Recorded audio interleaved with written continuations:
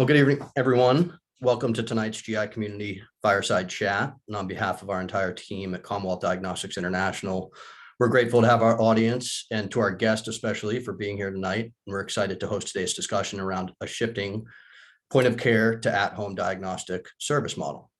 Our mission at CDI is to assist healthcare providers in better identifying, diagnosing, and managing common sources of digestive distress, with a focus on developing a portfolio of non-invasive and cost-effective diagnostic tools that result in expedited treatment, better patient outcomes, and robust cost savings overall for the healthcare delivery system. This evening, I'd like to welcome our special guest, Dr. Ziad Gellad. Dr. Gellad, welcome. Dr. Gellad is an associate professor of medicine in the Division of Gastroenterology at Duke University Medical Center in Durham, North Carolina, and a board-certified gastroenterologist with a focus in esophageal disease. He's the Director of Quality for the Division of Gastroenterology and an Associate Vice Chair for Ambulatory Services in the Department of Medicine. Dr. Gellad received his MD and MPH degrees from Johns Hopkins University in Baltimore and completed a residency in internal medicine and a fellowship in gastroenterology at Duke University Medical Center. Dr. Gellad has received several innovation grants to develop and implement novel information technology platforms to improve the patient and clinician experience. He is also a co-founder and chief medical officer of a health technology startup in Durham. It's great to have you with us, Dr. Gellad, and thank you so much for being here. Thanks very much, Craig. It's a pleasure to be here. I appreciate the invitation. Great. What do you say we jump right into it? Yeah, let's do it. Great. Let's get into it. So I want to kind of start where I think is most pertinent, which is the world pre and post COVID, if you will. So everyone is obviously continuing to adjust to new normals. You know, it seems like new ways of life across every industry, not just our own communities far and wide, but ours is certainly included in that. And I guess I'm just wondering if you could tell us a little bit about how you were handling the diagnostic process, specifically breath testing, before COVID and now post COVID. You know, what's changed and maybe why? Yeah, so a lot has certainly changed before and after COVID. That's for sure. And prior to COVID, we have in-house diagnostic testing for small bowel bacterial overgrowth, among other potential breath testing mechanisms, and we would refer patients to that testing facility, one of them which was in hospital facility, and patients would get their testing done there, and we'd interpret the results. A few of my colleagues would interpret those results, and we'd go from there. I think when COVID came, of course, everything shut down, endoscopy, clinic, all our ancillary testing, and we were quickly able to transition to telehealth for clinic availability. I mean, I'd say we were probably out for 4 to 6 weeks, but after that, really quickly ramped up, and we're back seeing patients at the same frequency and schedule that we were pre-COVID, really just through a different mechanism by telehealth. Of course, you can't do all the other things we would do by telehealth, whether it's diagnostic testing like breath testing or endoscopy. And so those, we had to think about alternative ways or other ways to manage those patients and those needs in our practice. I was just going to ask, I guess there's maybe a little bit of a caveat to that. I'm sure having to manage some of the internal issues that came along with COVID too, things like staffing shortages, schedule backlogs, and just most predominantly, of course, health and safety of staff and team members. So right, a little bit of a juggling act. Yeah, for sure. And those things were present during COVID and then also after COVID too, which I think we can talk about afterwards as well. So, when COVID started and, we were back up in clinic seeing patients, then we needed to obviously move patients back and get them back into endoscopy. And we developed a number of means to do that through pre-procedure testing, increased use of PPEs, et cetera. And we're able to get back to our full endoscopy schedule. I think where we found there were still needs was in the ancillary diagnostic testing, and breath testing was certainly one of those. Previously the way we had our equipment set up, it was in a small room, and patients came in and did their breath testing in the room. There were obviously concerns about that with COVID, being in a small space, and the limitation in PPE. And so at that point, the decision was made to keep the lab shut, and really, that didn't open until a few months ago, where we back up doing our breath testing again. So at least a year, if not more, we were not able to do breath testing in-house in our facilities. Interesting. So, yeah. So, I mean, that's what really got me interested and got many of my partners interested in home breath testing and the capability to be able to do that at home.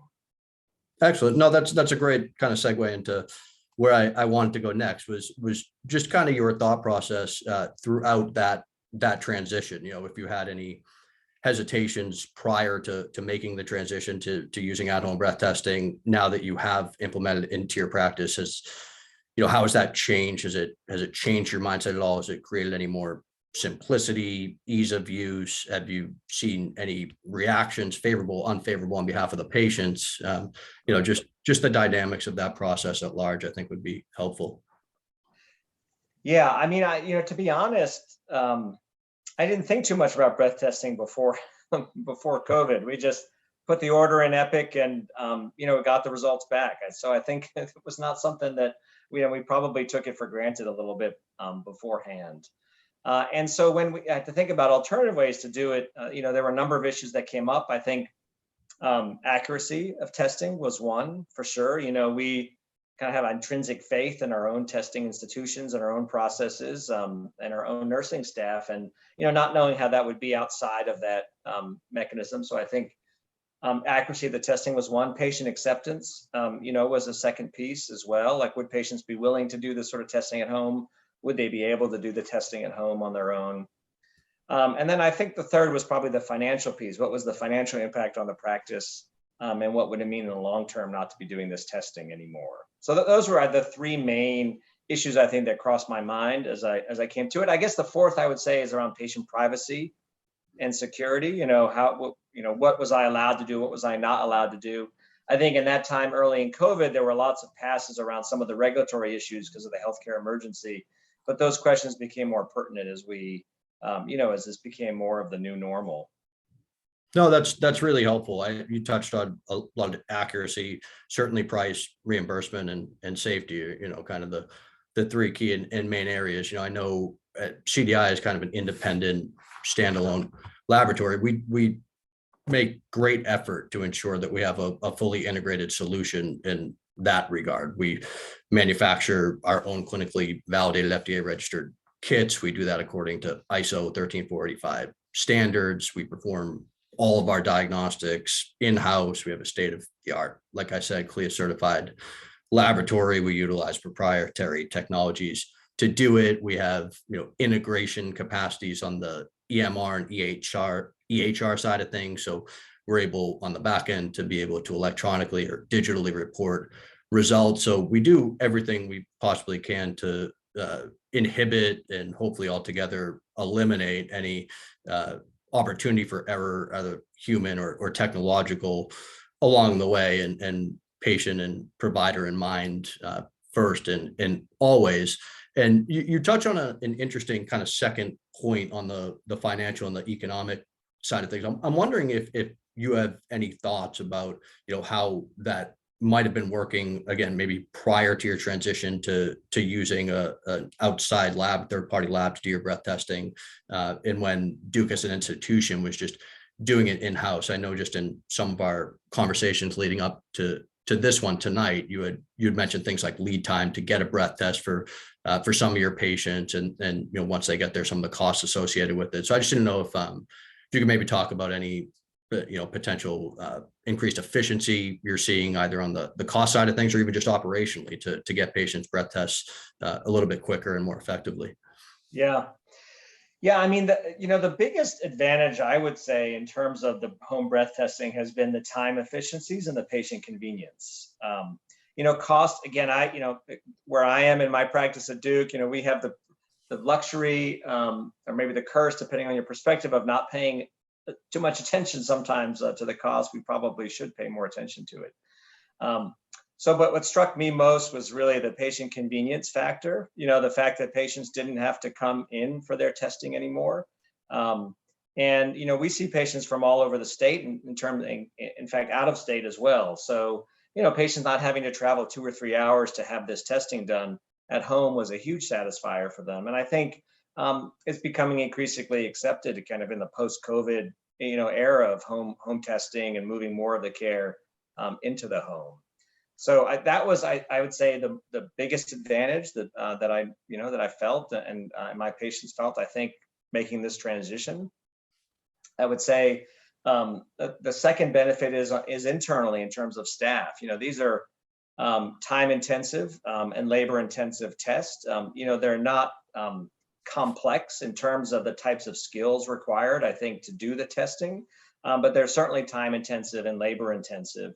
And what we've seen during COVID and post-COVID, if you would call this a post-COVID period, is the great resignation and the increased stress on our staff and our nursing staff especially, and the just incredible challenge we're having finding staff for our units, for our endo units, for our clinics, for some of our ancillary testing sites.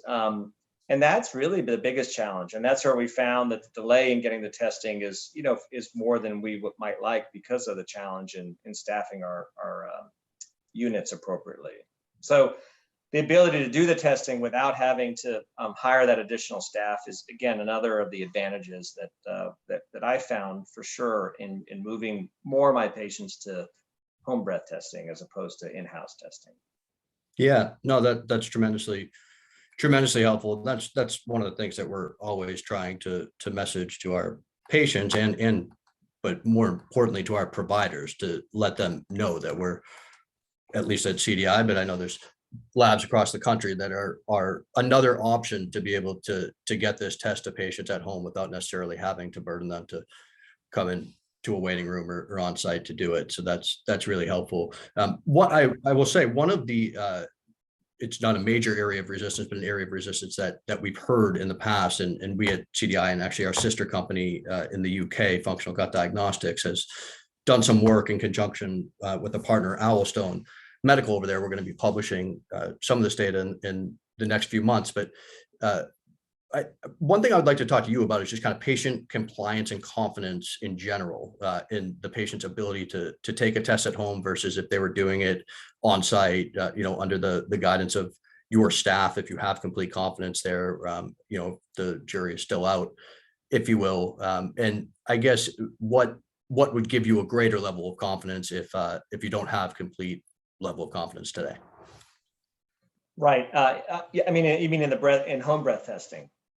Yeah, home breath testing versus just, again, how you were kind of doing it historically on site or at a hospital lab, a centralized lab. Well, I think some of the biggest challenge in terms of patient compliance when it comes to breath testing is not so much what happens at the time of testing. It's more so what happens before the testing, in terms of the diet specifications, the medications, avoiding antibiotics, avoiding high carbohydrate meals, et cetera. I mean, I think that's where more of my concern relates to patient compliance as opposed, to the actual testing itself. So to that extent, whether patients are doing it at home or doing it in-house, I think there's not really a lot of difference in that. And, that instruction that happens is another kind of burden or another task or burden, if you will, that we place on our nursing staff to educate patients about that in the pre-procedure period. And so then I know that you, as do other companies, have patient reminders and other information that kind of help guide the patient, through the process of breath testing. And you have some quality control features as well in place that I think are really helpful to kind of make sure that those important points of compliance are met, in terms of the testing. Yeah, no, it's a really important point, and I'm glad you kind of went there, because if there's one thing that we've experienced continually over our 10 years of doing this at CDI, it's just that this is a very disenfranchised but hugely empowered patient population. The patient journey is a tremendously cumbersome and burdensome one for these patients. Dr. Gellad, as I'm sure many in the audience, that it is a 5 to 6 year journey at minimum for many of these functional GI patients. They're moving on from doctor to doctor, specialist to specialist. They're going over the counter. They're on different therapies. So they want to kind of find answers. So one thing that we try to do is maintain a very high level of engagement, both with the patient and the provider at every step of the way, from the time that you prescribe a breath test order to the time that you get the result back. We're trying to communicate as continually as we possibly can. And to your point, we have some, a full QMS and work instructions and just a quality assurance process that puts the patient first, and certainly the tutorial videos on our website. So we try to give them the tools they need to get the answers that they want. These patients want something that is objective, something that's quantifiable.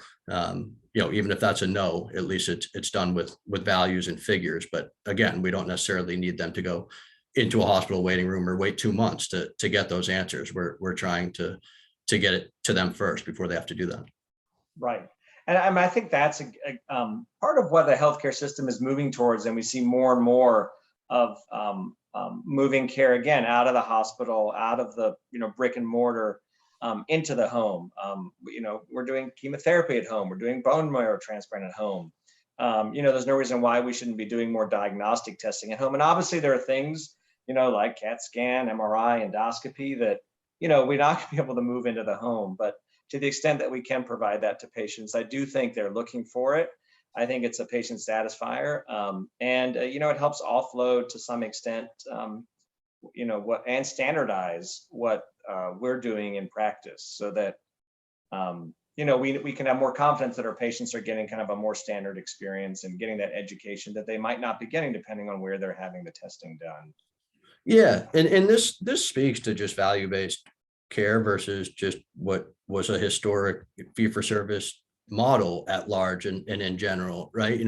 Procedures will always have their place, and there will always need to be a physical location for patients to be able to go. But I really do believe that this precision-based and personalized approach to medicine and healthcare at large is the way the world is going. And some of these diagnostic strategies can be deployed at the patient's home as opposed to in office or in clinic or at the bedside or in the hospital lab. And it makes it all that much more easy. The data is fluid. We're able to get it to where it needs to go so that healthcare providers like yourself can make informed decisions about these functional GI patients. But again, we're not necessarily asking them to have to leave their home in order to do it. And that's just a level of convenience that I think everybody wants to take advantage of today. In 2022, if it's there, people want to use it. And COVID certainly has only been a boon to that idea and that notion. You can get an at-home COVID test today. So right. Yeah, no, for sure. I think patient convenience is a big piece. I think also when you mentioned value-based care, and I do think it's worth thinking about how these kind of testing fits into the value-based care models, because from a practice perspective or a health system perspective that's engaged in value-based care contracts, our goals are to manage a patient at the lowest possible cost, and to the extent that we can save costs in any way, that I think that's valuable. So whether that's having our staff do other things rather than doing this, I think there's some efficiencies there that will play out in terms of helping to manage a population of patients at lower cost. So I think that's an important point. The other thing I wanted to mention that you brought up was around COVID. So I think COVID has accelerated the movement to at-home testing for sure. I think what we've also seen with COVID is an increased need for testing around small bowel bacterial overgrowth. There's the prevalence of symptoms whether it's functional or non-functional or IBS or intestinal overgrowth. Those symptoms have increased tremendously during the pandemic. We've seen it in our clinic. I know I've seen literature supporting that nationwide. Mm-hmm. And so I haven't looked at the numbers, but I would imagine that the volume of testing for SIBO has probably also gone up over the last 2 years because of the increasing prevalence of symptoms of functional bowel disorder.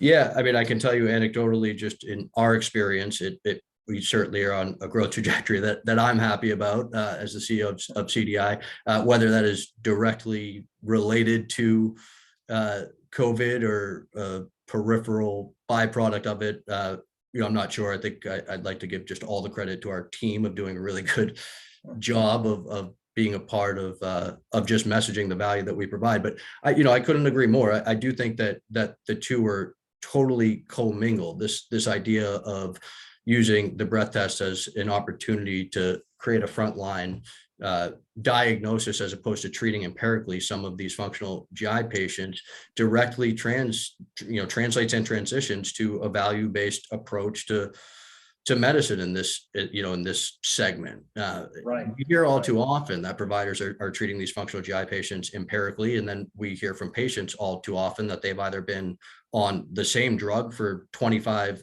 years or have been on 6 different drugs and 4 different OTC products over the last 3. And so, Right. and nobody's given them a test to determine whether or not there truly is an overcolonization of microbes or archaea in the small bowel. So, that's important to us. It's important that, we're able to give at least patients an objective measure of what's going on. Yeah, no, that's a great point. And especially so I will say that when the beginning of COVID, and before I started doing home breath testing with patients, I would treat more often empirically with antibiotics. And, that comes with its own host of issues, of course, cost, overuse of antibiotics, side effects or complications related to the antibiotics. And so not an ideal treatment strategy, but of course, we either didn't have the testing or we don't necessarily want to wait 2 months when a patient's suffering with symptoms to know whether or not they might have bacterial overgrowth. So the speed, I think, of being able to diagnose this is really key because, we get the answer quicker, which means fewer inappropriate antibiotics that are prescribed when they're not needed. So that certainly is an advantage, I would say as well. Yeah, and this is the same case that we and I'm sure many others are trying to make to the largest insurers all around the country. We have reimbursement. Certainly our breath tests reimbursed by Medicare and the like, but there are certain instances and plans and the like that don't reimburse for this test. And we're, outside of that, we also try to make the argument that if you have the objective data to make an informed diagnosis and then get a patient on the right therapy, obviously that patient is going to have a time horizon toward a successful treatment much quicker than if we're just shooting in the dark. So we're trying to get some of these payers to adopt the idea that diagnostic services are not the devil when it comes to prescribing therapies on the back end. Just because formularies exist doesn't mean that you shouldn't use a diagnostic test and reimburse for that too. So it's a consistent battle. Yeah. Well, that is one area that would be beneficial, I think, to folks like me, to clinicians is, not every insurance, as you said, pays for home breath testing. That becomes problematic when trying to figure out, like which patient should I send, which patient should I not send, what's going to be the impact on that patient. And it does seem counterintuitive to, force a patient to go to a place that might be more expensive, for example, or might be less convenient, for that reason. Because I do think in those cases, sometimes you might have them being treated empirically. And that's the way our system is set up. It's easier to give someone a prescription for Augmentin or Cipro than it is to get them tested for the condition. So, here's 10 days of Cipro, and then we'll see how you're doing. And, then we'll figure out the testing part, which, may not be in the best long-term interest of the patients or in the system, frankly, but that's kind of what we have at present. Yeah, no, we could have a whole other 30-minute, hour-long conversation and just vent about that. But no, I couldn't agree more. So, I know with the 5 minutes or so, it looks like that we have left here. That's a good kind of transition just into, I'd like to get an idea working for a larger healthcare institution. Duke is certainly a large brand name. I know you're not necessarily involved in kind of the day-to-day finances, but much like the value-based approach that we're talking like has favorability for the payer, for the patient, it also has some financial favorability and for the practice. So I'm wondering if Duke has taken advantage of the reimbursement model that comes with at-home breath testing, not having to incur the upfront costs associated with the instrumentation on site, the consumables every month, the staff and tech time, certainly that is far too cumbersome and can be spent elsewhere doing far more important things for you and your colleagues. If you could just touch on that a little bit, if you've seen any shift in unit economics, or if there's anyone at your institution who might have that that has spoken a little bit about that. Yeah, no, that's a great question. I would say that's why I love doing seminars and talks like this, because I learn a tremendous amount as well, and that is one piece that I really hadn't considered before, and I wasn't aware of, the ability to, maybe to charge kind of the professional or interpretation component of this, in isolation. And that's not something that we've looked at, but I can guarantee you we are going to be looking into it after this conversation, because I do think it's worth thinking about when you take the total cost of care, which includes staff time, which includes the opportunity cost of that room, for example, rather than holding a room for 3 hours or 2 hours for breath testing, how many patients could we see in that room? Space is certainly at a premium for us at Duke. And so being able to maximally utilize our space to see patients is certainly advantageous. So, we haven't done the calculation to think about when you take into account room utilization, staff utilization, all the cost of the consumables, the equipment, whether, what the cost benefit ratio is of moving this in-house versus out. We have not done that, but I do think it's a worthwhile exercise to do.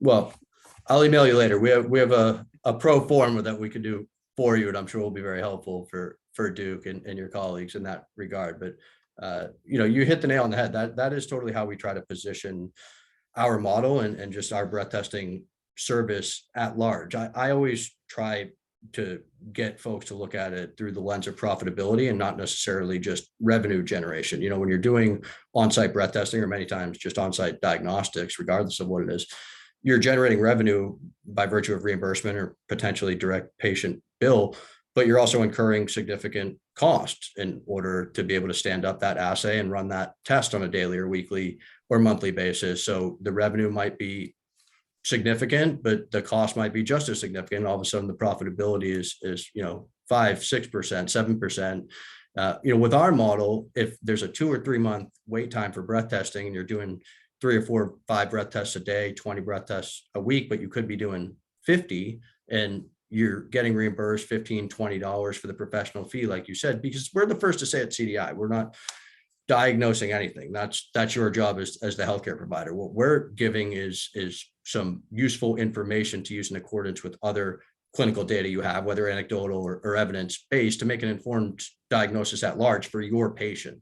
You should be reimbursed for your time and the connection that you make between that and any other data you have to manage that patient's case. So, it becomes a much faster path to greater profitability when you use a model like ours than when you're kind of restricted and inhibited to the in-house volume capacity. Right. No, not until I became a small business owner did I understand the difference between top line and bottom line. So I appreciate what you're saying. I think that's certainly a piece of, the hesitation to move things off, whether it's the, lost revenue, whether it's decreased control, whether it's the concerns about validity of the testing, all of those are things I think that if we can be assuaged, we can be more comfortable moving things offsite, which in the end is going to be a patient satisfier and I think a cost saver as well. Most definitely. Well, Dr. Gellad, it looks like we have just about 30 seconds left, I think, probably. So I think we could sign off. I want to thank you tremendously for your time here today. Your insights are really very much appreciated. On behalf of CDI, our entire team, we'd like to thank our attendees as well for signing on and joining us live for today's chat. And be sure to watch your email and follow us on social media for more GI community news and insights. And Dr. Gellad, this was fun. I hope we can do this again. Yeah, absolutely. Thank you, Craig. Appreciate it. Thank you. Talk soon.